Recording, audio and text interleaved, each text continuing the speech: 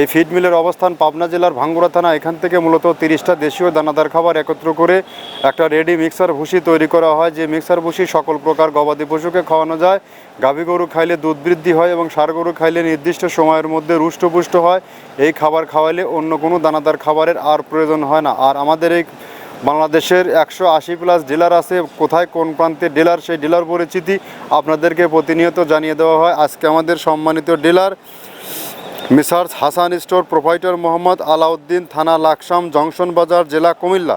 Phone নম্বর 01845355520, অর্থাৎ description বক্সে আমাদের আলাউদ্দিন ভাইয়ের ফোন নাম্বার ও ডিটেলস ঠিকানা দেওয়া আছে।